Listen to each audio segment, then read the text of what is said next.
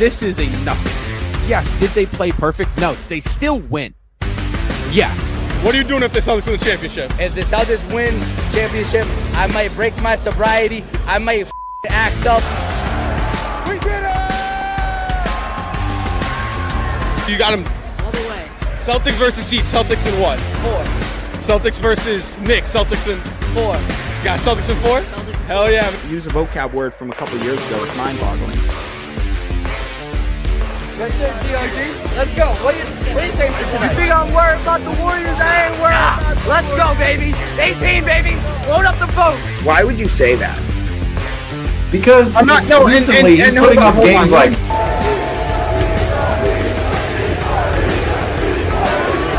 above our head for the players. literally right now. But I think when Marcus, especially Marcus, when he got traded, I think that was a wake-up call. You think right now, Rob, it's still New York? I do. And when I think of the Celtics dynasty, honestly, one of the first names that comes to my mind is actually Brad Stevens.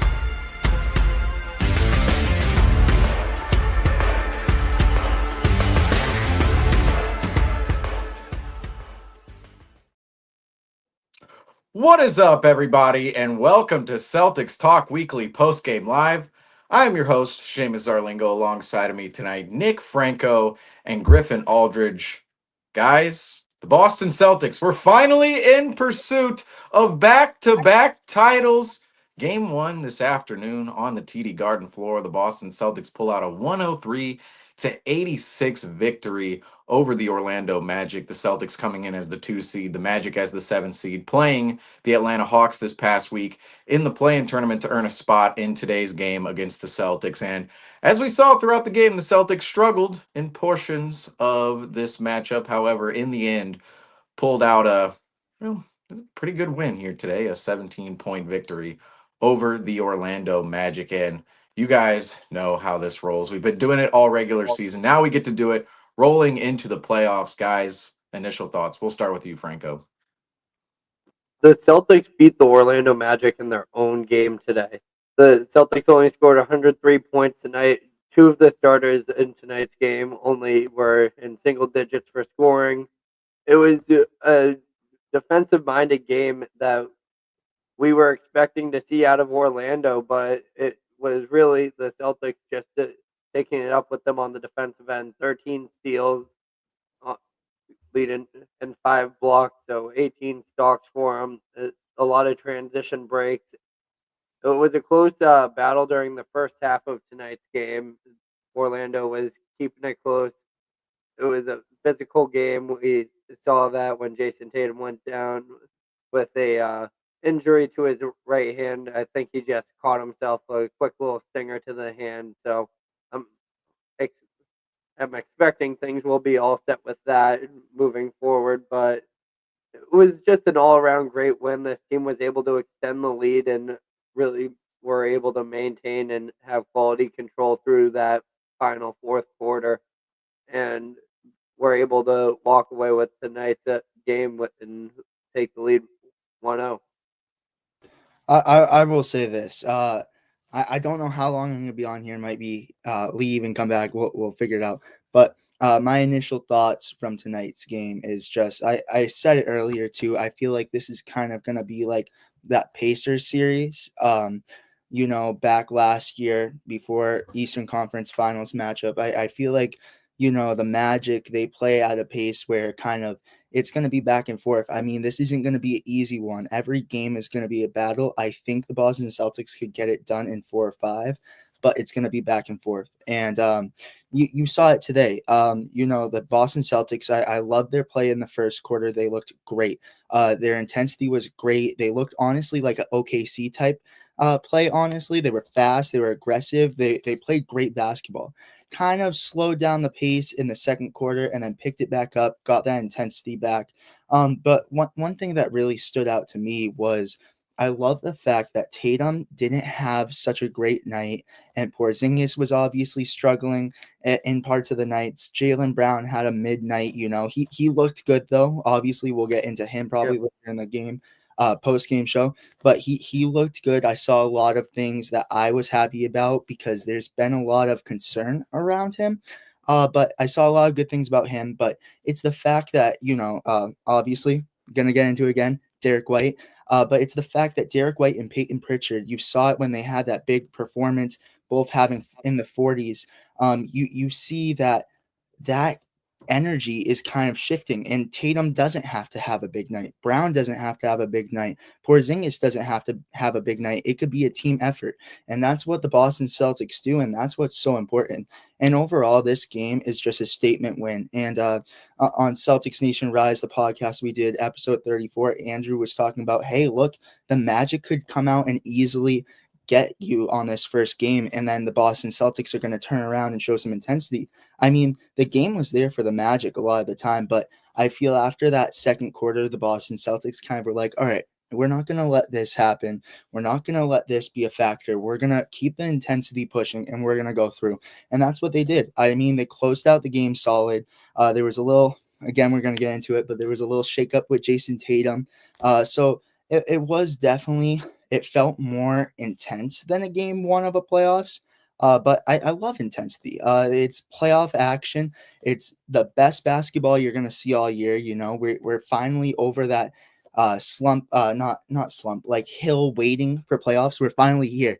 Banner 19 is finally in the making. This is what we've been anticipating for. So it's going to be good basketball. And today was, if you guys watched the game, you guys saw it. Today was a great example of that. That first quarter was amazing. Then they turned it around, and it was just great Celtics basketball, and it's time for 19. Well, this game, even though the score indicates this was a blowaway Celtics win near the end of it, as we look at the lead tracker here, you can tell the Orlando Magic, they gave the Celtics some trouble in this game. And ultimately, I didn't like how the Celtics played in that first half whatsoever. And you see the sea of green is certainly there in the second half, which is what we love to see. And I think that's what we're going to see throughout the series. I think we're going to see more so games like this where it's a tough physical battle early on, and then the Celtics are able to pull away with their depth later on in games like they did tonight, because we see some performances from the Celtics depth. Peyton Pritchard, Derek White, the two most notable ones. Those guys really got after it against the Orlando Magic, who were struggling to find offense. We've talked about the Orlando Magic and their offense this entire week, and ultimately it came to bite them in this game as the game went on. However, early on in this contest, I wasn't exactly fond of how the Celtics were playing, because we've talked about this in a lot of the previews we had coming out this week, and it was about how the Celtics, they needed to push the tempo, push the pace, and not play at a slow pace with the Magic, and not let the Magic dictate the game and win all the hustle stats. Well, early on, what happened? In the first quarter, 8 offensive rebounds awarded to the Orlando Magic, because the Magic, their big bodies, went out, pursued rebounds, and the Celtics, they were not boxing out, and they were not being the physical, intense team out on the floor early on in the game, and they were losing the hustle stat categories, and they allowed 8 offensive rebounds. They only grabbed 1 themselves. And then you look at the end of the first quarter, the Celtics, they only took 18 shots. The Orlando Magic, they took 26 shots. That is a total advantage for the Orlando Magic. When the Magic cannot consistently score from an offensive standpoint, they have to create extra possessions with turnovers, offensive rebounds, second chance points, any little opportunities they can get. They like to get themselves to the free throw line, as we talked about in the previews. Any little points they can get within the margins, the Orlando Magic need in order to pull out ball games. That's why I compare them to the Pittsburgh Steelers. The Steelers have to do everything well in order to pull out ball games. That's the same with the Orlando Magic. And tonight, well, look at how this game started.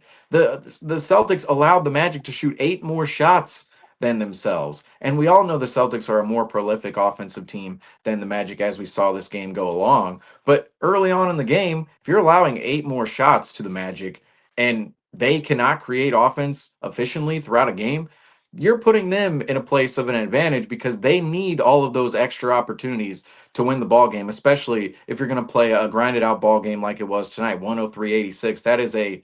This is a very low score in today's NBA. It looks a little, looking at the score, it looks like the Celtics, it was a total blowout, but it didn't necessarily feel that way throughout the game. It felt that way obviously down the stretch, but throughout the game, the Magic, they certainly had a chance as that that lead tracker indicated that sea of green going away before half. But I didn't think the Celtics played all that great in the first half of this one. They were very discombobulated offensively. I think the Orlando Magic's defense really stifled the Celtics. They couldn't really get their mismatches where they wanted to, and just every single matchup the Celtics had was a physical.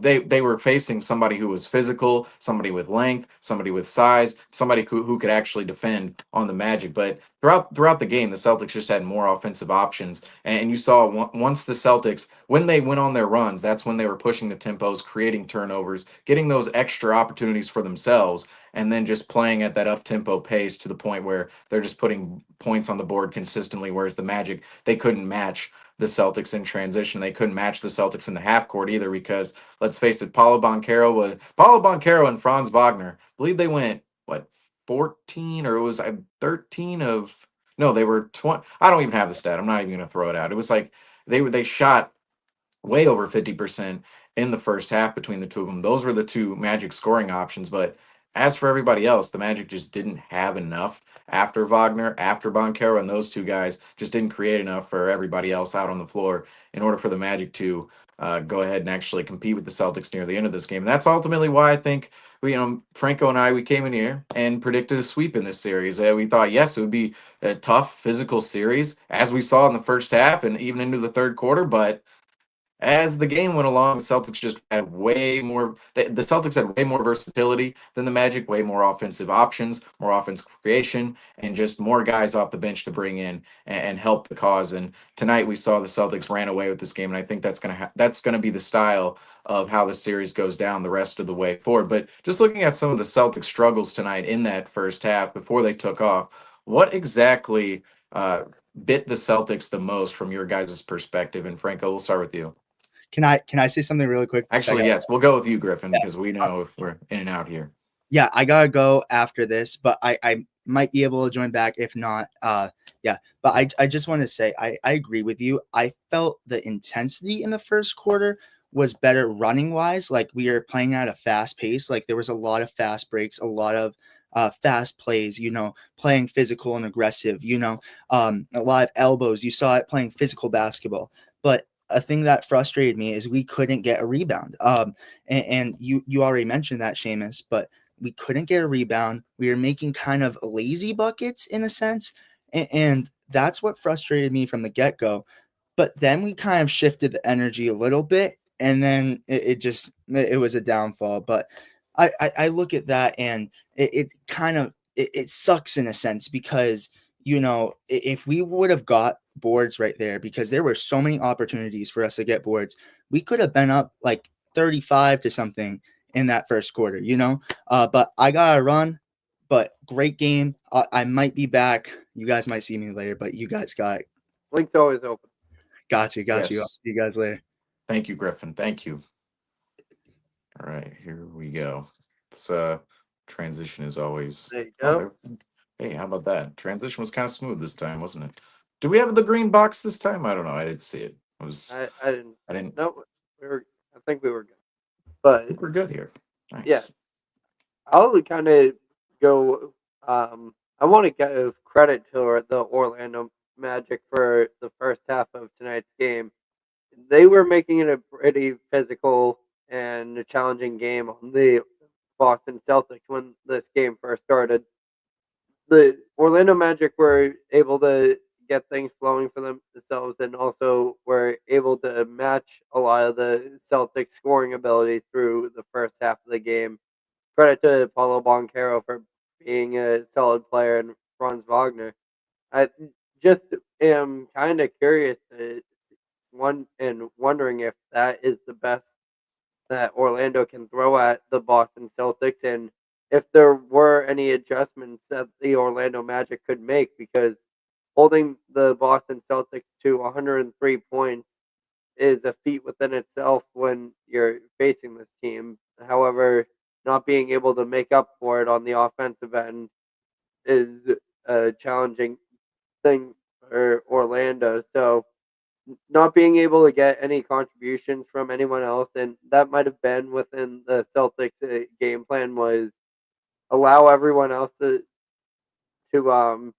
find success on allow Boncaro and Wagner to score and just take out all the other options. And it seemed like the Magic had the opposite game plan when they were on the defensive side covering the Celtics, when they basically were doing a good job of taking Jaylen Brown and Jason Tatum out of the game, but that opened up open shots for Drew Holiday, Derek White, and Peyton Pritchard to be able to score. And the Orlando Magic kind of made it challenging for the Celtics to find that interior success when scoring, being able to cut to the lane. One play that I was very happy to see in the first half of tonight's game was when Jaylen Brown was able to take the ball isolation and work it into the rim, and it was a very athletic. They had it set up very well. It was just with all the questions that we've had for the past week. If you go through our page for the past 7 days, you'll just see us asking about what's going on with Jaylen Brown's knee. What is this going to be something to worry about and concern about? And tonight, he proved that he can play on it, and that comfort on the defensive end was there, and he was still able to contribute in today's win. Yeah, I think that brings up a great point there, Franco. Is Jaylen Brown? I think that rest did him some good, and let's face it too. I mean, he might have received a couple of injections this week. We don't hear any reports on that. We hear lightly from various sources over time what happens with guys and their injuries nowadays. It's not a daily update thing anymore. But Jaylen Brown, we saw looking at John Morant this past week. We saw him injections into his ankle and his legs from his injuries he sustained. And obviously, he sustained another one in the plane, but that definitely seemed to do some good for John Morant. And I wonder if it actually affected Jaylen Brown in this game as well. We think about the rest. Obviously, the rest is going to be big, but I wonder if there was anything else injected or done treatment wise to Jaylen Brown to get him ready for this game, because I Oh, well, Seamus has disappeared for a second. But looking at tonight's game, the Celtics are going forward in a tougher series, like we've been saying. It's going to resemble a lot of what the Indiana Pacers series looked like in the Eastern Conference Finals last year. Very challenging team, very fundamentally in depth, and we can bring Seamus back in as I was just doing some filler. all right. You got the transition? Let's Oh, see here. no. Oh no. No. Well, at least it's the green. I mean, Yeah. could have been the green with the logos and whatnot. I don't know. But okay, I was talking about Jaylen Brown here before I got kicked out of the stream. So Jaylen Brown, I thought he actually looked great today. And now Yeah. I will say this is now something that we need to monitor moving forward, is his knee. But hey, we can put a positive checkpoint or check on the list of, I mean, this in terms of looking at the entirety of the playoff run and ahead of the Celtics and going through each data point. The first data point for Jaylen Brown, good. Put a check there. A good checkpoint to put on Jaylen Brown and say, okay, game one didn't look all that bad. Looked athletic, looked fast, looked aggressive. There were a couple times he came up grimacing after falling to the ground, and I wonder if that has something to do with the knee or just the fact that when guys fall to It the hurts when ground, you what hit are the they ground. Right, exactly. And so there were a couple of those moments, but for all intents and purposes, I mean, Jaylen Brown, what he looked like today on court, I'm pretty confident in Jaylen Brown's health moving forward. But again, we'll have to see if there was any treatment, if that rested him some good. What does it look like? What does his knee look like after a couple of games, after game 3, after game 4 in this series? What does Jaylen Brown look after that? Game 1, just playing one game after basically 2 weeks of rest. Jaylen Brown, the last game he played was, I believe, that Knicks game 13 days ago on that Monday. And so now Jaylen Brown coming back in the lineup, we see 6 of 14 tonight, played 30 minutes. So finally got over that 30-minute mark. Talking about that, he had not been over the 30-minute mark basically in the last month.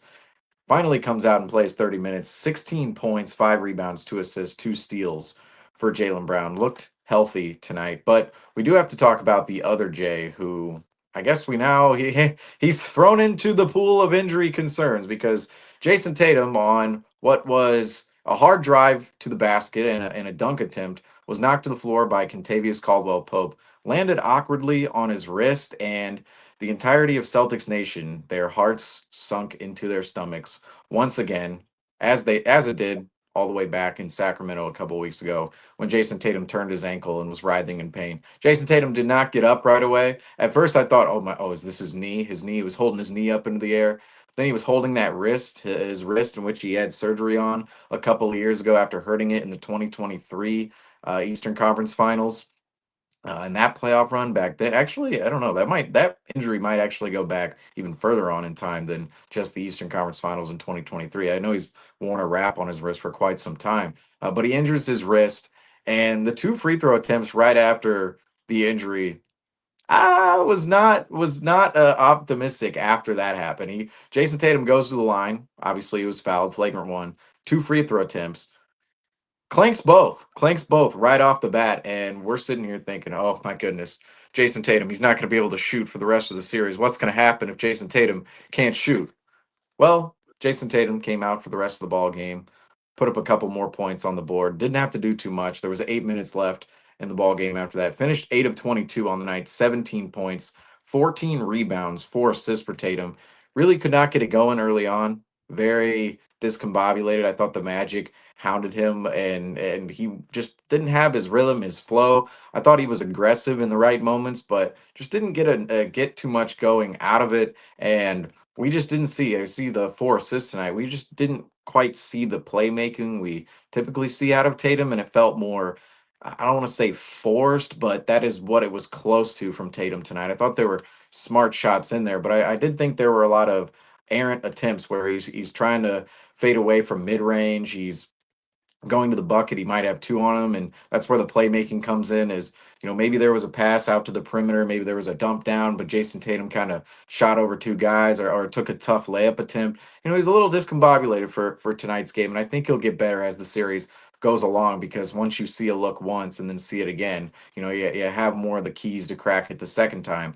But in terms of Jason Tatum's injury near the end of the game, how much does that concern you, Franco, moving forward when it comes to Jason Tatum? Because we know he has a history with that wrist. Now, he did finish the game, but that writhing around in pain and then missing those 2 free throws in game 1, it's like I know players ultimately out there, they feel a little bit better. Like you hurt something in game, right? And the crowd's going nuts and there's silence, blah blah blah. There's intensity in the building, and you kind of feel better afterwards during the game when you're flowing. But then you stop playing, and then it hurts a little bit more as you rest and your heart rate goes down. Do you think there's any concern when it comes to this Jason Tatum wrist injury, or do we have to wait and see until game 2 to see what the results are there?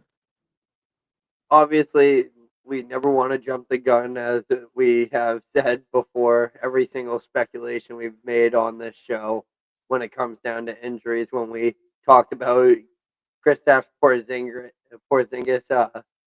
viral illness, Jaylen Brown's knee, and now Jason Tatum's wrist. It is something that he has a prior history with, so that's worth noting. But I think it's just one of those injuries that is something that hurts for about 5 minutes because you've injured it before. It's like rolling an ankle again after you sprained it a couple of months ago. It's just gonna have that swelling and a little bit of a sting for it, but I'm not looking too much into it. From what I saw, the impact of just him catching himself, he's a 230-pound plus man. He's going to catching yourself on your hands like that is going to hurt, especially with the force that he was driving to the rim with. It's going to have him a little shaken up. So the 2 free throws were a little head scratching, just like, that's not something good to see. But seeing him play out the rest of tonight's game, being able to hit that 3-pointer in the fourth quarter to really put this game away was a great sign for this team moving forward. We saw him walking into the X-ray room, and his mom is about to walk into the Orlando locker room and give Contavious Caldwell-Pope a piece of her mind about that play. And hopefully we hear no negative results from what we find out from the Celtics medical staff in probably the upcoming hour or so. Yeah, obviously we have to wait to see those results to cast concern on this whole thing or not. But I will say it's hard to say at the end of the game whether or not we should be leaning on the side of concerned, or maybe some of those concerns are just overblown, because he did play the rest of the, well, I shouldn't say rest of the game because it was a blowout and everybody subbed out, but for the rest of the time in which the Celtic starters and regular rotation pieces were out there, he played the rest of the game. And through that, he did make a big three down the stretch, but there were a couple of moments, most notably those free throws right afterwards where Jason Tatum took them, and it didn't seem like he had enough strength in his wrist at that point in time. Now, I wonder if that means that his wrist is actually injured, or more just at a tender state after it hits the ground the way it did, and he rolled up, and the way it rolled up under him. I moving forward, I know we've kind of been on this program all year saying, you know, kind of taking the road of most catastrophic view on an injury, like KP's injuries, like viral illness, like Well, in his wasn't it surgically repaired leg, and undiagnosed? he's going to miss the rest of the year. Derek White in his shoulders, like none of these injuries have really come to fruition. Tatum, I don't want to go severe on it because he did play the rest of the game. He did hit a big shot, but there were moments in there where it didn't look like he had strength in that wrist, and he does have a history there. So obviously that's going to be something to monitor moving forward, but I don't know today whether or not there was enough at the end of the fourth quarter to just put all the doubts aside, like, oh, Jason Tatum played the rest of the game, he's fine, or if this is actually something that we should be concerned about moving forward. Obviously, it's going to be something we monitor either or, but in terms of being concerned or not, it's like we got to find out the test results behind these X-rays Tatum's getting. And also, I think what we're going to have to see too is what he looks like at the beginning of game two. How aggressive is he in finding his shot, getting his shot? Because I think that's something tonight the Celtics have to go back and look at and make adjustments on, is how do we get Tatum in the rhythm and in the flow of his typical game?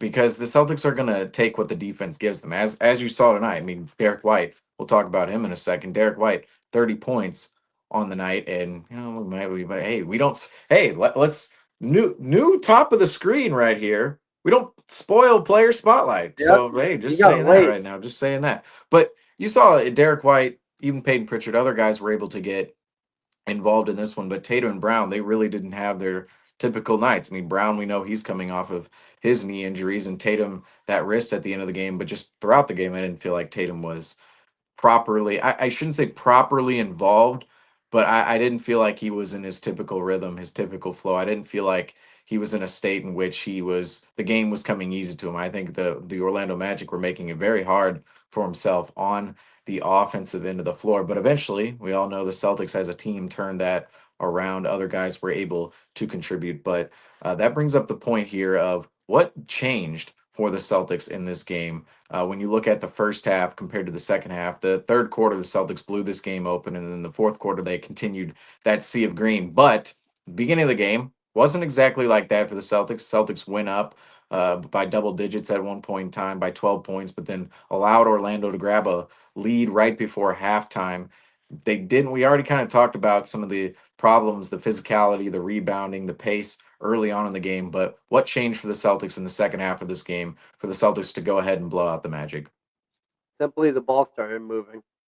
The Celtics were able to find some open looks, and when they saw Tatum and Brown both not being able to find their looks, Franz Wagner, Paulo Banchero, they're going to be able to make this some challenging series for both of those players.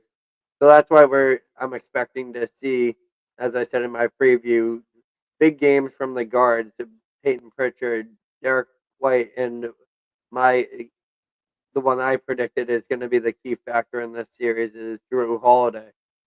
but I'm seeing a lot of the momentum shift on the defense on the offensive end when the ball is swinging around. They're not really forcing too many looks. So it seemed like they were trying to allow Tatum and Brown to run the offense through the first half, seeing if they can catch any heat and be able to carry out a little bit of consistency and span on that lead that they had in the second quarter. And it didn't work out for them, and the Orlando Magic were able to pressure them, but the mismatches were uh, something that the Celtics were completely able to exploit by the Orlando Magic. And when I say that the Celtics should sweep this series, it's not anything against the Orlando Magic. It's just the matchup based thing. But when you have Corey Joseph playing 25 minutes in a playoff series, and that's the player that you're relying on to stop Drew Holiday, Derek White, and Peyton Pritchard, who Peyton Pritchard was playing a phenomenal game tonight. He was playing at another level. You saw Drew Holiday playing with a lot more emotion out there than we saw at any point during this regular season. We know him as a very subtle, quiet guy. Even on the, he's as quiet as he is on the court on the stat sheet at certain points, but he's still just creating positive contributions. You saw that energy come out of him tonight when he was on the court tonight, and Derek White was just completely reliable from 3 point. And all it takes is one of those 5 or 6 players to have a little bit of momentum on their side, and the Celtics know how to pinpoint and ride it out. And Derek White was that guy for the Celtics.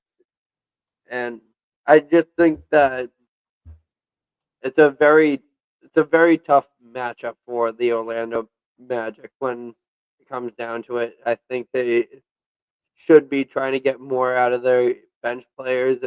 Anthony Black and Cole Anthony are 2 players I think would be able to help the Magic match up in the series a little bit better, but we didn't see too much out of those guys. I believe Cole Anthony only had 10. Anthony Black had 14 minutes, so I would expect to see a little bit more out of them. But from what we saw from the Celtics at turning point, it was just being able to stop focusing on the matchup hunting and just finding the open man. Yeah, and that you see that play out within some of the numbers from some of the others today, right? Outside of Brown and Tatum, the stars, and even let's throw Kristaps Porzingis in there. That's typically the top 3 Celtic scorers. Brown, he goes for 16 points today. Tatum 17. Those are well below their averages. And Kristaps Porzingis, he had himself just a rough day. 1 of 8 from the floor, 5 points on the night. But it's the others, right? Drew Holiday, 9 points, 3 steals for Drew Holiday. And I love how you mentioned he was showing more emotion out there tonight than he did at any point in the regular season. It felt like this was a different game for Drew Holiday, a different time period for him than opposed to what we saw back in December or January. Those games, look back at them, like the intensity against the Raptors, the Kings, like it's not there. Today against the Magic, what I actually liked was today's matchup, harbored it harbored some fight within the Celtics from frustration because the Celtics didn't just come out like remember last year against the Miami Heat, the Celtics came out and I believe they put up a 20-2 run on the Heat, something of that nature. It was an audacious run to start the playoffs last year for the C's against the Miami Heat. This year against the Magic, it doesn't happen. The beginning of the game is a rock fight. Eventually the Celtics start pulling away. It was 32-20 at one point in time, but you see at halftime the Magic have a 1 point lead. And that's not how the games went last year for the Boston Celtics, aside from those game 2s we saw against the Cavaliers and Heat. Tonight, the Celtics, they faced a little bit of adversity there, and we saw the team kind of fought from that frustration. They went, "This is ridiculous. We're in the playoffs right now. We need to turn up our energy. We need to turn up our intensity. We're frustrated because the Orlando Magic right now, a clearly inferior team from us, they're beating us on our home floor, and we need to increase our energy, increase our intensity. We need to bring it up to another level than where they were." And Drew Holiday was a huge part of that, because I thought you saw that emotion flow from him, as you mentioned, and he was just more hyped up than a lot of the players on the floor at various given points today. And I'm surprised he came out with only 9 points on the night. But the 3 steals, that certainly feels like, Three loud threes. yeah, it was 3 loud threes and all those 3 steals too. It's like, you look at some of these numbers. This is why you can't always look at the box score. Some guys make a higher impact, bigger impact in a game than their numbers indicate. That was Drew Holiday today. You look at his sheet out, 9 points, 3 steals. Yeah, whatever. But those all came during moments in which the crowd got behind the Celtics. They were on runs, and it changed the complexity of the entire game. But just outside of Drew Holiday, you also have Derek White points on like Peyton Pritchard came in the game, and it felt like he also was another. If you talk about the complexity of the game changing, it felt like he was another player on the Celtics who just completely changed the outcome of this game, because those 19 points off the bench, when the Magic cannot create offense with their starters, and the Celtics, obviously, they're going to have more offensive creation with their starters than the Magic. But you have a guy coming off the bench, if you're the Celtics, like Peyton Pritchard, ready to come in and score, ready to come in and attack, ready to come in and be aggressive. That is such a big advantage for the Celtics in this series, because the Magic have nobody near that ability, not even in their starting group. I mean, their starting group, it's 2 guys who they're relying on scoring, and they can't necessarily piece together with the rest of the starters. And they don't have anybody coming off their bench who they're really looking at to go to score the ball. That is Peyton Pritchard for the Celtics. Comes in, scores 19 points. He's aggressive. He handles the ball with comfortability, and just there's no fear in Peyton Pritchard. It's amazing. He's in his 5th NBA season, and there's absolutely no fear in himself at this point in time. Champion last year, and he definitely plays like it. And that to me today, looking at all the others, was such a big factor in this Celtics win, and primarily centering that point on Drew Holiday, Derek White, and Peyton Pritchard. However, that does bring me to our player spotlight tonight. It was one of those others, and that was Mr. Derek White, who all season we were talking about, Derek White, he's not the 30-point games, they're not arising as much as you would typically see from last season. Last season, 23-24, had quite a few 30-point nights for the season, the regular season. This year, 24-25, not too many 30-point nights. However, comes out today in game 1 of the 2025 NBA playoffs in the first round, scores 30 points, and this performance is especially important because of what we're talking about. Tatum, Brown, Porzingis, not the best night. 16 points for Brown, 17 for Tatum, and 5 for Porzingis. And meanwhile, Derek White, he comes out, scores 30 points, puts up 4 rebounds on the board, 2 assists, 3 stocks on the night, and that included 2 blocks and 1 steal. And one of those blocks, it was definitely a high. It'll be on the highlight reel later on in time. But you even see the shooting numbers here from Derek White: 10 of 18, super efficient from the floor, and then 7 of 12 from 3. He was hitting those 3-point shots when the Magic were putting pressure on Brown and Tatum, leaving Derek White open from the corner.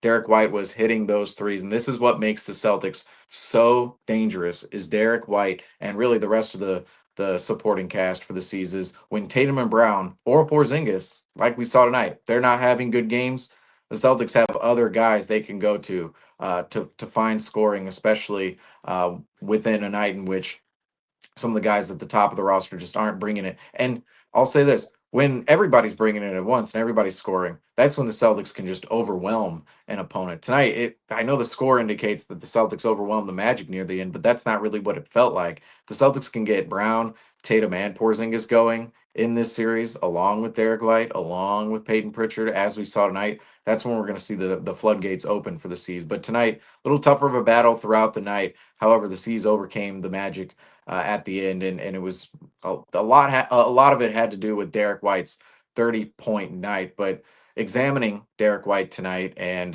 this game 1, what did you like about Derek White's performance, and how was he able to notch 30 in game 1 of the 2025 NBA playoffs? this is going to be a challenging series for the Celtics when it comes down to matchups and being able to get all your guys firing on all cylinders, because the Orlando Magic are one of the top-rated defensive teams in the league for their respective reasonings of how good of on-ball defenders they are and what they can do when they're on the defensive end and led by their two wings. And they also have a good surrounding cast, and including their young defensive bench or their young bench, they all can defensively step in. A lot of lengthier guys, a lot of guys who are more wing build type players, and their main goal for tonight was to shut down Jaylen Brown and Jason Tatum, and that just opens up the floodgates for the guards, and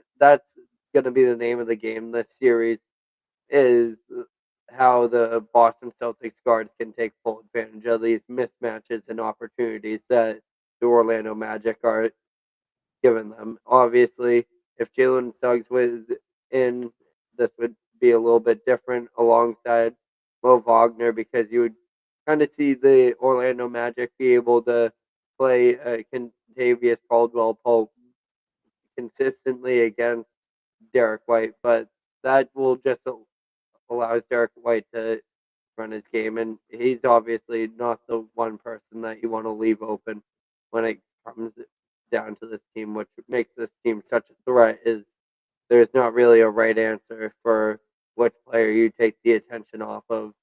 And Derek White was that player tonight. He was able to catch fire for the Celtics, which was the one of the focal reasons of this lead being able to stretch to the point that it did. But he was just making his living off of finding, being that extra pass, that side pass from Jaylen Brown and Jason Tatum, being able to be that kick out option, reading the offense, being on the weak side, and just is really a floater. And one thing about Derek White that was big in tonight's game was he was just always moving around on the defensive end. He was causing havoc.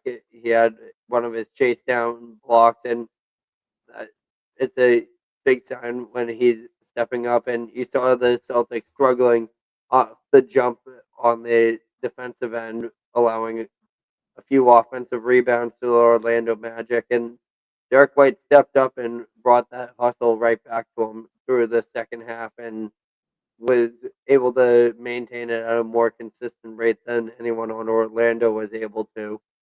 And once those 3-point shots were falling, he didn't really have to focus on getting his looks on the inside of the paint, being able to cut to the rim, but just always being open and always being on the move. Derek White just is a tough player for Orlando to take out of this equation for the rest of the series. And I really like the fact that we're going to see him moving a lot more on defensive slides, especially with these smaller guards that Orlando is playing with right now. So it's just a lot that we've seen come from him so far. Yeah, Derek White. For me, the whole season I have not been fond of Derek White and some of his shot attempts. Now, the second half of the season, much more fond of his play in the second half than the first half, for sure, as we talked about. But the imbalance between threes and twos for Derek White, that sometimes got him in trouble at the early portion of this season. Now, we saw him balance it out near the second half of the season, but it did start to turn a little bit the other way as the season ended. I will say, Derek White tonight, 12 3-point attempts and 6 2-point attempts. However, those 12 3-point attempts, he hit 7 of them, super efficient from the floor. However, the reason he has those attempts is because teams, they pick to leave Derek White open. And I shouldn't even say they pick leaving Derek White open. It's that they have to put pressure on Tatum. They have to put pressure on Jaylen Brown. They have to watch out for Kristaps Porzingis. And then that's where Drew Holiday and Derek White can be so dangerous for the Boston Celtics is when they're left on islands out on the corners of the wings after guys are helping on the Tatum or Brown. It's like they have open shots all day, every day. And not only that, they have hockey assist opportunities. They have dribble drive opportunities where they can where they can get penetration into the paint. Both of those guys are so good at making plays and also finding open space on the floor. And that's why we see some of the discrepancy in Derek White's 3s to 2s. Sometimes it gets him in trouble or did get him in trouble throughout this season, but that was because he was shot chucking in some of those occasions. Now, when he takes more 3s than 2s, it's usually because the Celtics offense, that's what the other team is giving them. And maybe the other team doesn't want that exactly, but that's what the Celtics can create out of their offenses. Oh, Derek White, if he's going to be trailing in the corner and Jason Tatum, he's getting dribble drive penetration into the paint, help is coming over. Tatum's making that help slide over to himself. Derek White's going to be wide open in the corner. Drew Holiday is going to be wide open in the corner. Al Horford as well. He hit a couple of big shots tonight. They're going to be wide open in the corner, and that's where the Celtics can really be dangerous. Is if you have these efficient shooters in the corner, and even let's throw out this about Derek White and Drew Holiday. They're efficient playmakers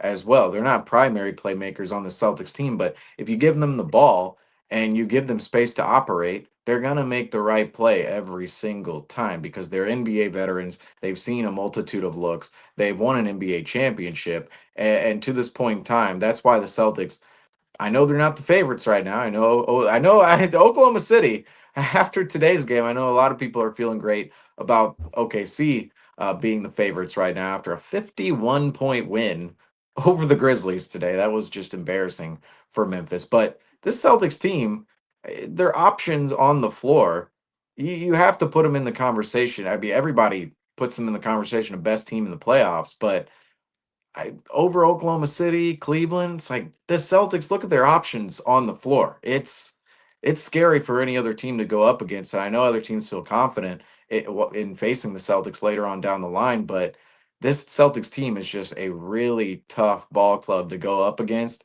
And guys like Derek White, they're the reason why. You have Tatum and Brown, who are awesome superstars at the top of the roster, who can get 40 on any given night of themselves. And we talked about their injuries early on. We'll have to see how effective both of those guys are moving into the future. The Celtics are going to need both guys to be effective. But on a night like tonight, where they have off nights, as well as Porzingis, who was 1 of 8 from the floor, 5 points. Derek White's 30 points. Drew Holiday's 9 points. Peyton Pritchard's 19 points.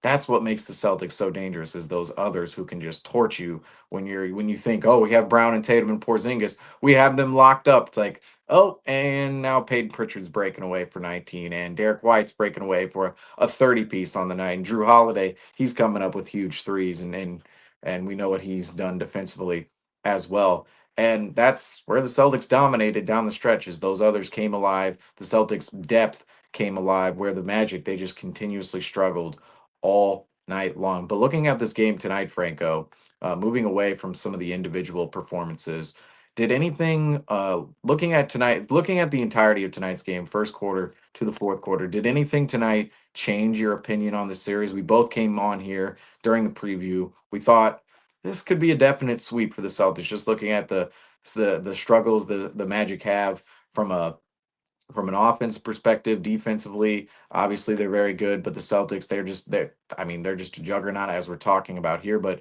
did tonight's game, particularly that early portion of the game where the Celtics struggled, did anything change your opinion on this series or sway you off a potential sweep the Celtics could be forming here? I would say the approach to tonight's game was my biggest surprise. It felt like the Celtics were matching the gameplay that Orlando was portraying. They didn't see the opportunities during the first half to really play an accelerated brand of basketball against Orlando. It seemed like it was possession for possession, being able to see who's going to drop the best play and who's going to be able to finish off and be able to score it. But you saw a lot more settled down offense in the first half, which I wasn't expecting. I thought the Celtics were going to try to exploit the Orlando Magic um, pressure and try to create fast shots and really focus on trying to create a a quantity of shooting. But it seemed like the Celtics were going for high percentage looks throughout tonight's game, which is what you have to do with the Orlando Magic. They're a team that I feel confident that the Celtics can go in game one, game two, game three, game four, and so on if necessary, going blow for blow with the Orlando Magic and exchanging shot for shot, not relying on momentum rides and being the team that has to go on a spurred out run and try to create a lead that the Orlando Magic can't keep up with, because the Orlando Magic are just going to be a team that are going to just try to stop the Celtics, not trying to um, outrun the Celtics off the score in an offensive shootout. So, and I'm also very confident with the Celtics. Having Kristaps Porzingis back in the lineup is a huge plus, even though it wasn't his contributions weren't shown on the scoreboard or on the box score. You saw him able to deflect a bunch of shots, being able to fill in the box in the paint very well, stopping a lot of drives, and was able to maintain a decent matchup against Wendell Carter, who he had a decent game on the boards. He was really all over the place for Orlando.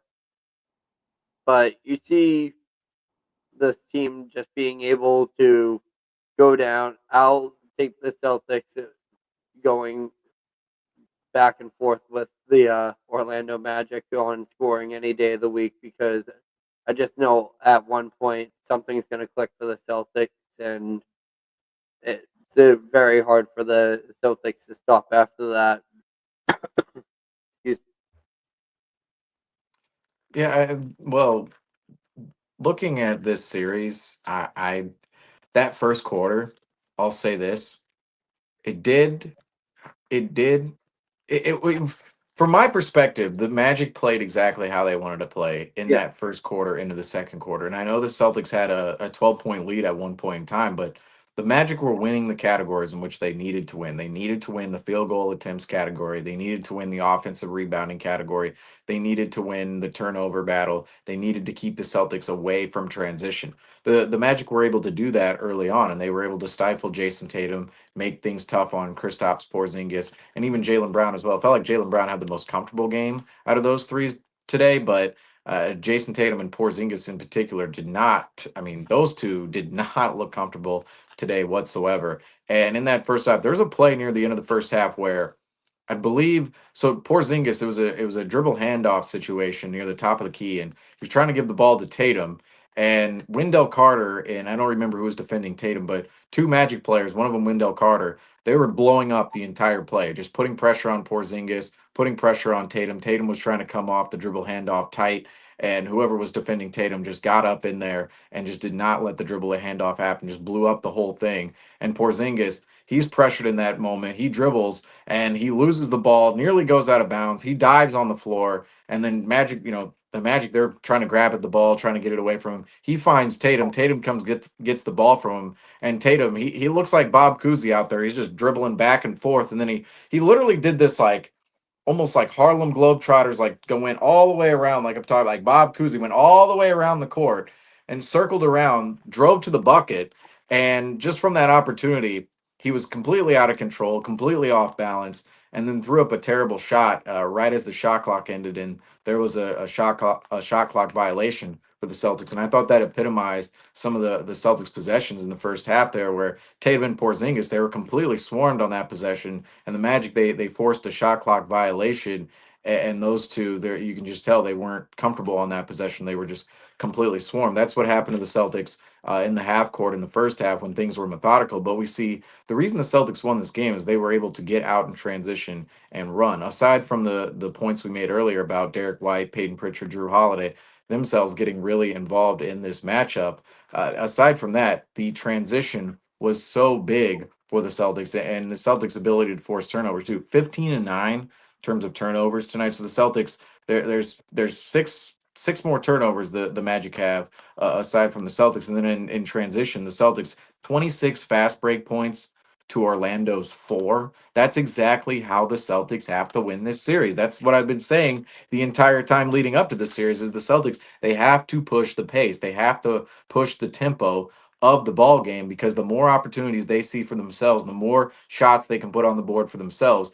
they're going to blow by this Magic team because the Magic simply under a scenario in which there's a lot of possessions in a game. The increasing of possessions in a game, the Magic aren't going to be able to keep up with the Celtics because they need the possessions to be low. They need the variance to fall on their side more often. They need to win the game within the margin. The Celtics, if they push the pace, push the tempo, if there's more opportunities within a game, the Celtics are going to win out over time because they're simply a better offensive team than the Orlando Magic. And even points off turnovers today, 24-8 in favor of the C's. And that's what won them the ball game down the stretch. So early on in the game, I thought, yeah, maybe the Magic, they're a little bit more formidable of opponent than we maybe gave credit for early on. And of course, when they were up at halftime, I was thinking, oh, all right, that's sweep. It's like here, that sweep. It's on the line in game one already. It's on the line. And furthermore, I was looking at the way the first half went and going, okay, this could be a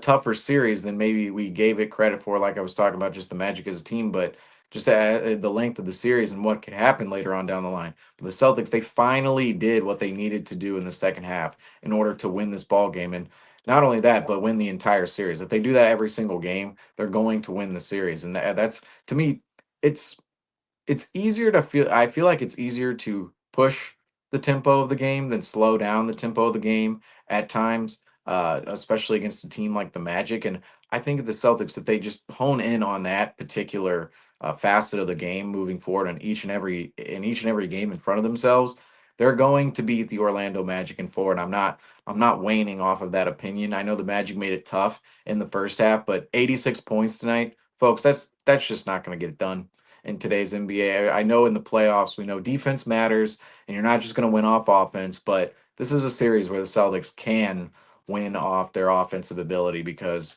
86 points for the Magic tonight, they simply do not have the horses to run with the Celtics. I mean, even if they were healthy, if Mo Wagner, Jalen Suggs, Yeah. if they were out there, I wouldn't even feel confident the Magic would have enough offensive options. Now, would they potentially put up a better fight for Help. this to the Celtics?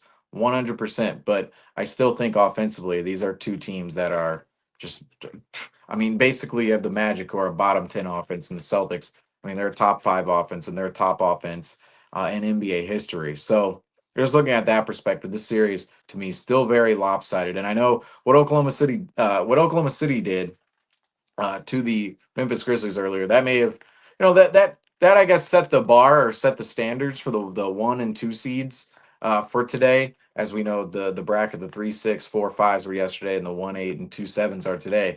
But I felt like the Celtics at the end of this game, I mean, this was a blowout. It's a 17-point victory for the C's, and by any means, this was a blowout performance near the end of the match. I know it wasn't a 51-point blowout, 17. It looks pretty measly compared to The 51. Orlando Magic aren't the Grizzlies. But again, yes, the Magic aren't the Grizzlies, and the Celtics, they did their job at the Garden today. But outlooking the rest of this series moving forward, Franco, what do you think the Celtics need to do in order to get better throughout this series? As we saw tonight, Kristaps Porzingis only 5 points, 1 of 8 from the floor. Looking at, say, somebody like him, what do the Celtics need to do in order to get Porzingis going and maybe up their game for the rest of the series? Obviously, I just think it's going to start to fold either way, and it's going to be someone new's game on a regular basis during this series. It's not going to just be one person being able to get the scoring going. I think that we're going to see some top scoring performances from Kristaps Porzingis at at some point. And I just think that it's based on what poison Orlando chooses to drink from. It's more of that case in point, and it's not really a matter of if the Celtics can get all their guys hot. It's about what's going to work best on a play-by-play situation, because I'm going to continue to praise the Magic defense because they did a great job tonight. And I don't see that changing at any point through the series. However, their offense just makes me lose complete concern about them. What's the old adage? Defense wins championships, but offense wins games. You know that it's like rough to see them only being able to put up poor performances. And from what we've seen from throughout this regular season, I'm not expecting any more. I mean, we put out our reserves against them a few weeks back when we faced them in the last few games of the regular season, and they were only able to put up 96 against the Celtics when they were missing all 6 of their key players, Neil, Al Horford, and the starting lineup. So if they can only do that then and can only put up 86 tonight, I don't see that changing anytime soon.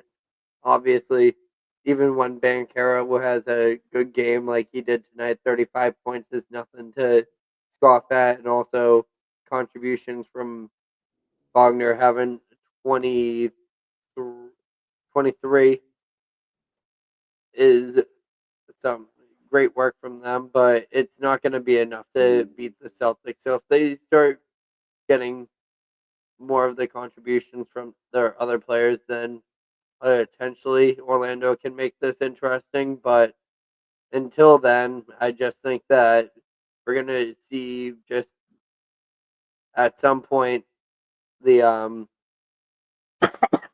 Orlando's control of the Celtics offense loosen up, and really the Celtics will just be able to start firing at all assets and being able to get contributions from all 5 of their players, which it all needs to start with their 2 star players, Jason Tatum and Jaylen Brown.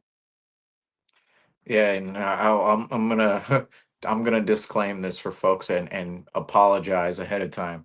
Storms rolling through the area again, so if we got meowing cats, thunder in the background, lightning, pow, who knows what's gonna happen here. The outside world, like I'm looking outside my window right now, going, "Hey, okay, that looks ugly out there." But hey, the show must go on. We don't have that much time left here on this post game show. But as for this game 1 for the Celtics, I don't think it was the most ideal start in the world for the C's this playoff run, but the way the game went down as the game moved forward, what's so fascinating about the playoffs is game 1. You all these game 1s happen simultaneously. You have the 4 game 1s yesterday, 4 game 1s today, and overreaction. It's there every single time. Overreaction to a first quarter, to a first half, to a game 1, just in general. I mean, look at yesterday's games. Two moments in which I believe everybody overreacted to easily. I mean, let's actually throw in 3 moments to this. So the Clippers, after the first quarter yesterday, everybody thought, "Oh, the Clippers, they're running away with this thing. They have more talent offensively. There's spacing. The Denver defense, they can't shut down the Clippers, and the Clippers are going to run away with this one." Well, of course, we saw over time the Clippers offense fell apart down the stretch. Denver had a more reliable offense, and Denver turned up the intensity and effort of their defense, and they pull out that game in game 1 out in Denver. The Nuggets absolutely stole that game from the Clippers. You go to New York, the Pistons, they're up by quite a few points going into the fourth quarter, and just like that, the Knicks, they pull off a 21-0 run. The Knicks, they see a double-digit lead for themselves. So at one point in the game, we thought, "Oh, the Pistons, man, they came in here, no fear. These veterans, Tobias Harris, Tim Hardaway Jr., Malik Beasley, they're going off." And then all of a sudden, they fell off. The Knicks brought another level to that game. Just the the team ball of the New York Knicks yesterday versus the Pistons was something to behold in that fourth quarter. But saw the Knicks pull out that game. So, 2 games right in the middle of yesterday's slate where the adjustments are made from Denver's perspective. They sped the Clippers up. The Clippers like to play more methodical, slow pace. Denver sped them up, and Denver, they were methodical with their offense, and it was just 2 different teams down the stretch. That Denver was confident in what they were getting in terms of opportunities and getting their open opportunities, whereas the Clippers, they seemed hectic and frantic, and a lot of their offense was forced. A lot of it was iso ball. A lot of it was very when the pace was up for the Clippers, it just looked extremely frantic and hectic the entire time, and that's where Denver made that adjustment. The game two, the Knicks made the adjustment of that pick and roll with Jalen Brunson and Karl Anthony Towns, and then the cutters cutting at timely moments. It was just the team ball of the Knicks was clicking all at once. Meanwhile, the Pistons on the other end,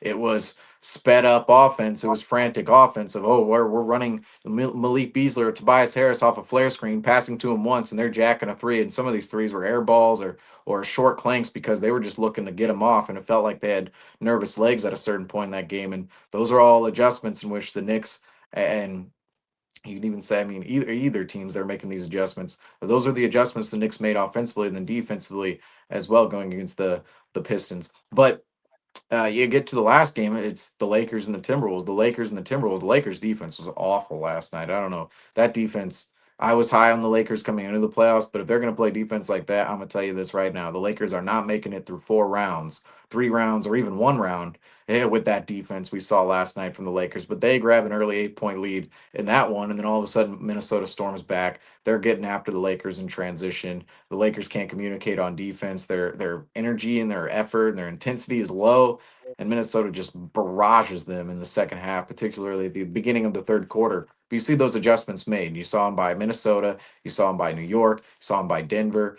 3 teams who have been there last year before, all built for this moment to compete in this moment. And we all thought at a certain point in time, the Lakers had an advantage. The Clippers had an advantage. The Pistons had an advantage. And then you see the second half adjustments, the late game adjustments, and those results all flip. That's how that game felt for the Celtics today, where early in the first half, it felt like, the Magic, they're making this a little bit competitive. They're making it a little tough. They're physical. They're disrupting the Celtics. I never felt in this game I never felt confident in the Magic's ability to consistently create points, but I felt confident in the Magic and their ability to stifle Jason Tatum, Jaylen Brown, Kristaps Porzingis, the Celtics offense. I had confidence that the Magic would make things tough on the Celtics, and that's what they did early on from a defense perspective. Obviously, offensively they didn't, but that's where the Celtics, as the game went on, felt like they adjusted to the point where we see the 17-point victory at the end. The Celtics, they pushed the pace, they went up tempo, they created those turnovers that ran into transition opportunities for the Celtics, in which they created points. On the fast break, we saw the discrepancy. I believe it was 26-2, if I'm not mistaken. We could pull out that stat. I mentioned it earlier, but it was a huge discrepancy in that regard. And you just look at this, the entirety of the night. We mentioned this too. The role players. I mean, the depth of the Celtics really ate at the Magic over time. When the Magic, they didn't have many players to bring off the bench and much depth to really go to. The Celtics, they did. Peyton Pritchard came into the game, 19 points off the bench. And then, of course, Derek White with 30, and that discrepancy was 26-4. So sorry, I lowballed the Magic there with 2, but it was 26-4 in the fast break. But the Celtics, the adjustments they made as the game went on, to kind of lean in more towards Peyton Pritchard and Derek White and give those guys opportunities, and of course the intensity on the defensive end of the floor, getting out, getting those. Deflecting the ball into turnovers and getting out in transition and running and finding those opportunities. The Celtics, those adjustments all made this game. It turned this game into a win for the season. Not only a win, it was a 17-point victory. And looking at the end of this game, it's surprising that we're talking about what was basically a blowout. Now, I understand the 51-point OKC win makes this one look measly, as I mentioned earlier. However, the Celtics still, this is we're in the regular season, this is a blowout win. This is to go into another team's, well, we weren't in another team's building, but yeah, I mean that this is a game in which exactly, this is a game in which the Celtics, they ran away from it at the end. It didn't necessarily feel like that, but methodically, as time moved on, that was the case for the season. We have a comment here from David. Happy Easter, everybody. What a start. That third quarter won us the game. We played faster and held Orlando to under 20 points. Smothering defense and good enough offense will win the Celtics this series. I completely agree because, I mean, offensively, I believe the Celtics in this series, they have enough offensively to go against the Orlando Magic. And even if you didn't have that great D, if you're the Celtics, I don't think the Orlando Magic really have enough. But just going back to the individual side of this game and looking over at the Magic side of things. Now, Paulo Banchero, he had himself quite a night. 36 points, 11 rebounds, 14 of 27 from the field. Now, I feel a little sorry for Banchero because it feels like he doesn't really have the pieces in this series to win games. And it's really him and Wagner and the rest. It's like, you don't really have the pieces out there. Good defensive pieces, but offensively, there's just not too much out there. But from the Paulo Banchero perspective, I know we talked about the outlook of this series, but do you think he has the talent at this young of an age to potentially win a game by himself in this series? A game by himself in this series is almost impossible.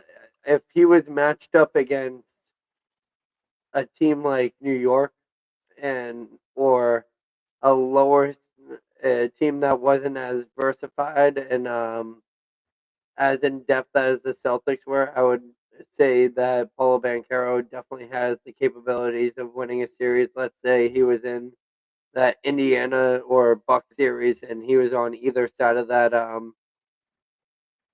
series, he would be able to pull that out. But when you're facing the Celtics, it's not a team that a single game individual performance can win, and you need to be able to get those contributions. And one thing that we've always noticed as Celtics fans is when you see the Celtics lose a game in a disappointing fashion, it's when you are getting the contributions from a player like a Dean Wade or uh, one of the rotation players who we're not usually accustomed to having some spotlight and being able to create some good looks for themselves, being able to contribute alongside those star players. So an example of that would be getting a good game out of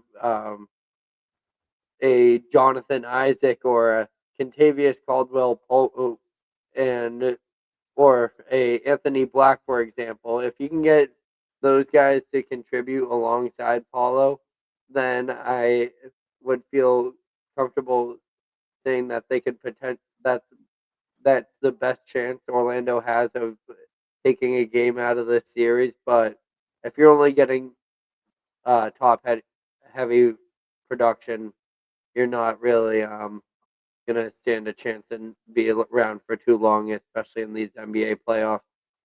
But that's why, yeah, oh, we'll dive into that later on in the series. But I think that it's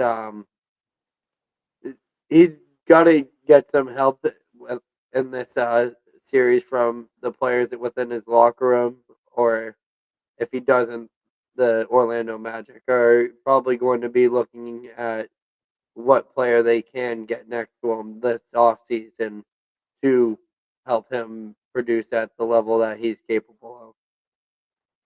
Yeah, Paulo Banchero, I right now, this is just a moment in which I see on the documentary later on down the line, right? When the Paulo Banchero documentary comes out and the Orlando Magic Dynasty documentary comes out way later down the line. This is the Last Dance in 2050 when that comes out on the Orlando Magic. When we see that, this is going to be a playoff series that people are going to look back to, and it's like, oh, Banchero, he just couldn't make it past the Celtics. It's like, oh, the Celtics, they were, the Celtics and the Cavs, like Banchero and the Magic just couldn't make it past those two teams. Last year, obviously, we saw that happen between Cleveland and Orlando. And what's so stunning is last year, you really look at it, it's like Orlando they had a healthier team last year going into the playoffs, a team that was playing better going into the postseason. But that Cleveland and Orlando series went 7 last year in Cleveland. They're not too different of a team than what we saw last season in that playoff series. Obviously, different head coach, a couple of different pieces there, but not too different to the point where you'd say that that series turns into a 4-gamer opposed to a 7 than what we saw last year. But I think later on down the line, these kind of moments and these type of games will be on the Paulo Banchero documentary, where he scores 36 points in game one and feels like the Magic just do not have a chance. I mean, he scored a third of their points essentially tonight, nearly almost half of them. If he had a 43-point night, it would have been half of them, but well over a third. And it just felt like the Magic didn't have much of a chance. And I think Paulo Banchero, for the player he's turning into right now, he is going to be a phenomenal player in this league. Already is. I mean, let's face it, he's already an all-star in the NBA. But in terms of being a player that's feared in a conference, like a Giannis, like a Tatum, like an Embiid, a player. Well, Embiid, I don't know how feared he's been in the Eastern Conference as of late, but who's feared out in either conference. I think that's who Paulo Banchero is going to turn into in the NBA one day. I think he's going to be easily a top 3 Eastern Conference talent or Western, wherever we all know stars move around, they end up other places. But I would love to see Paulo Banchero spend most of his career with the Magic. But regardless, wherever he's going to be a top 3 talent in either conference he plays for, hopefully the East in the future. And you can just see it right now. He's only in his 3rd NBA season, and 22 years old. He's as this old would as be this is like Tatum in the bubble. I mean, Tatum in the bubble. This is like Paulo Banchero season. And from that trajectory, we know Tatum, he had another 4 seasons of development in front of him. So he had 21 after that, 22, 23, and 24. And even 25, he's been better this year than he was last year. And just think, Paulo Banchero, his peak probably isn't until the 2030s or probably near that point, like 28, 29, 30. Like that's where Paulo Banchero is going to be hitting his prime. And he's already putting up 36 points in this spot in the playoffs.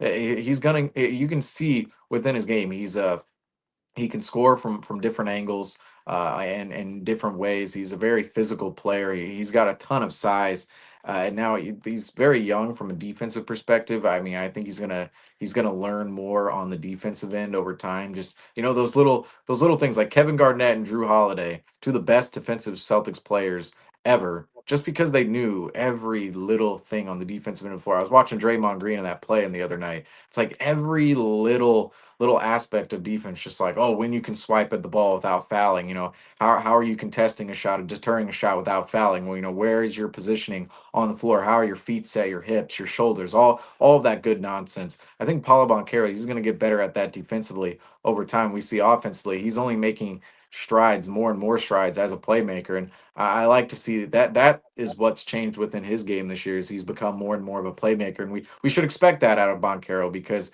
he's going to be an elite talent in the NBA. And some guys and I will say a lot of stars, what we don't give them enough credit for is their playmaking. Giannis, Jokic gets the credit for playmaking and some of the guards, but say a guy like Giannis doesn't get credit for his playmaking, but it's something that really, really makes him elite. That's what's coming along with Paulo Banchero's game right now, and we saw it on display tonight, and we've been seeing it on display for the second half of the season when he's been healthy after that oblique injury. And I know, he's probably not looked to his most optimal self at moments, but you saw tonight he was ready for this playoff game, and I do want to give him some shine because 36 points for a player of his age. I mean, Franco, he's in our draft class.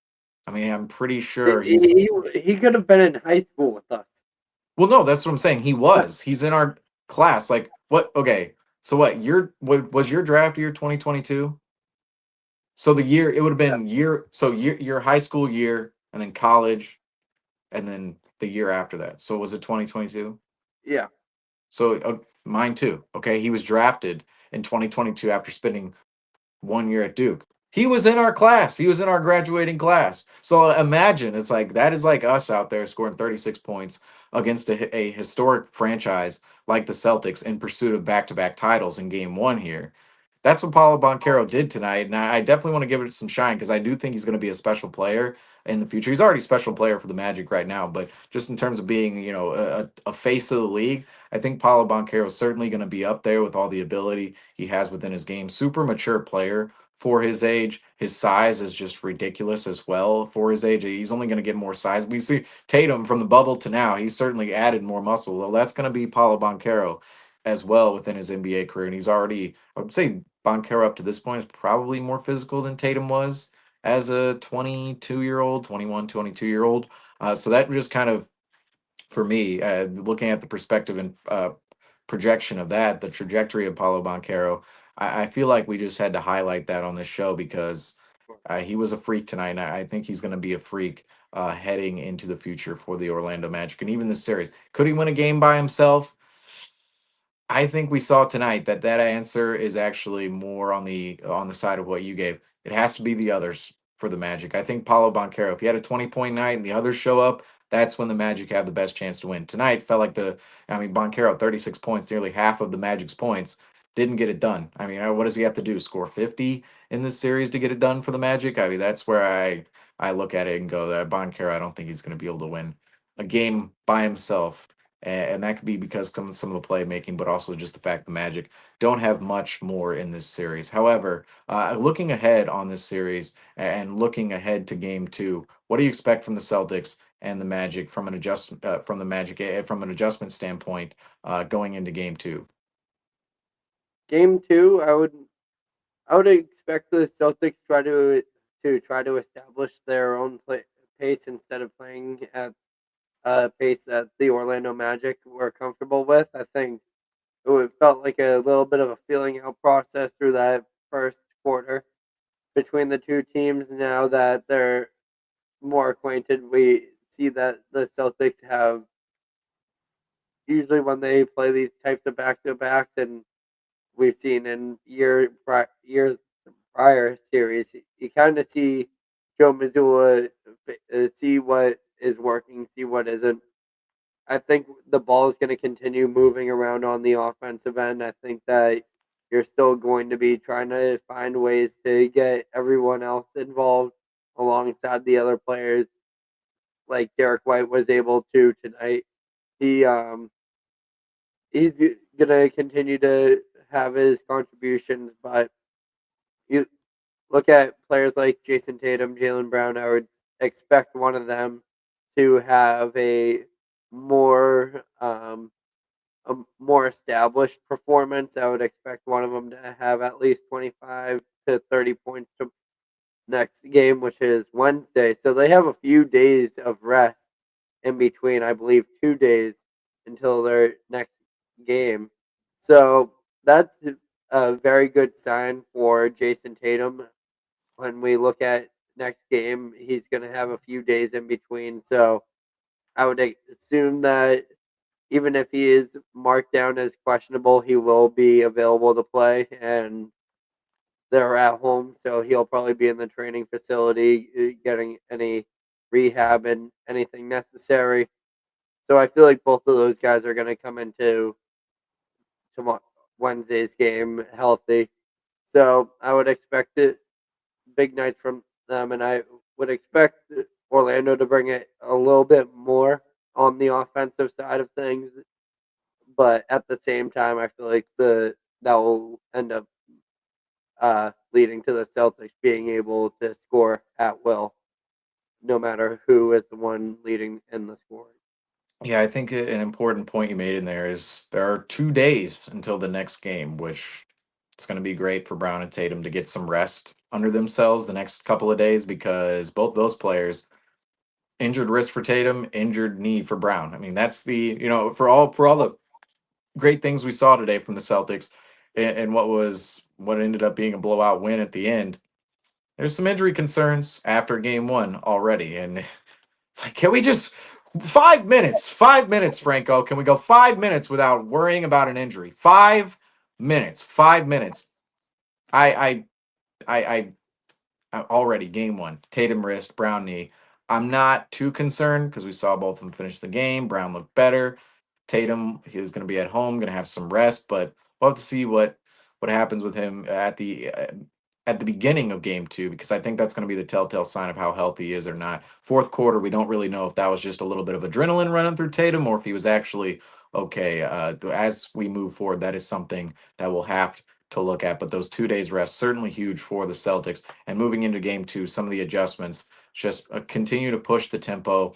I think you have to find more ways of getting Tatum involved if he's not injured, and getting him the ball in spots in which he can aggressively attack, drive, and get some of his points up on the board. And then just, again, winning all the little margins, winning all the little hustle stats. Got to come out with more intensity, more effort. Tonight, it felt like the Celtics, they were going through the motions to start the game a little bit. The intensity wasn't quite there, but as the game ramped up, we saw it follow along once the crowd got going into it. But game 2, that'll be back at the Garden, and we will have you covered for that one as well here on the Celtics Talk Weekly post-game show. That's going to do it for us here tonight after game 1. The Boston Celtics pull out a 103-86 victory over the Orlando Magic. We will have you covered for game 2 coming up on Wednesday, April 23rd, where the Celtics will be looking to go up 2-0 against the Orlando Magic in the Eastern Conference first round series between the two. But that is going to do it for us here tonight. I am your host, Seamus Zarlingo, alongside of me, Nick Franco. And as I always say, thank you all for watching, and go Celtics.